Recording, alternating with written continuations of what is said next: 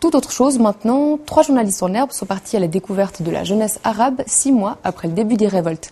L'un d'entre eux, un Lausannois, a livré son expérience à Pascal Vasmer. Antonio Gallofaro est lausannois, il a 24 ans. Ce journaliste en herbe qui vient de débuter un stage à l'hebdo revient d'un périple de 6 semaines avec 2 amis à travers un monde arabe en pleine ébullition.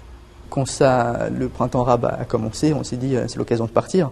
L'occasion de partir se présente pour nous pendant nos vacances d'été. Donc on est parti 6 mois après pour voir où en étaient les révolutions, mais sous l'angle des jeunes, de ceux qui avaient notre âge, savoir quelle était leur aspiration, est-ce que ce qu'ils avaient initié continuait, où ça en était, qu'est-ce qu'ils voulaient et comment ils se portaient 6 mois après le début des révoltes.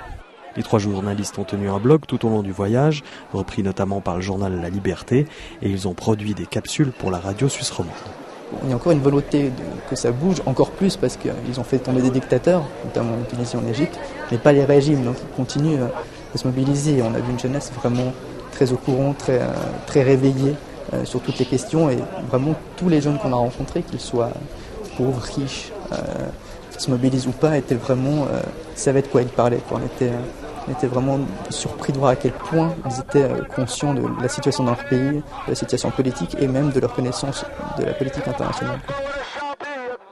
J'ai rencontré un cyberdissident, Amadi Kaloucha, et lui a fait 3 jours, pas en prison, mais presque dans les geôles du ministère de l'Intérieur. Il nous racontait sa rencontre avec le ministre de l'Intérieur de l'époque, et qui lui demandait pourquoi vous vous mobilisez, il n'y a rien, enfin tout va bien en Tunisie.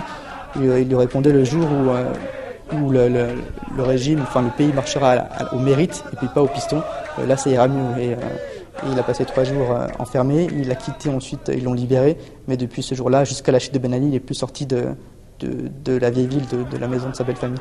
Mais quels sont les enseignements qu'il a tirés pour la Suisse de toutes ces rencontres avec cette jeunesse ?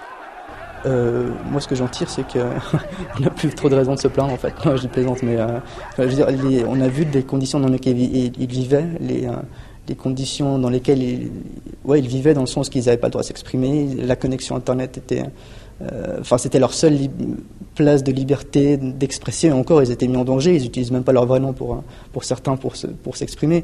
Donc, moi, ce que j'en retire, c'est que, j'ai envie de dire, ici, on n'a presque pas de raison de se mobiliser. Maintenant aussi, on a chacun nos raisons de se mobiliser, mais je crois qu'ils ont donné une grande leçon, c'est qu'on peut faire changer les choses par la rue, et en Suisse, on a cette chance de pouvoir les référendums, les initiatives.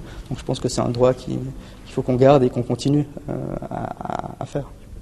Vous retrouvez toutes leurs interviews et leurs carnets de bord sur leur site internet iral.info.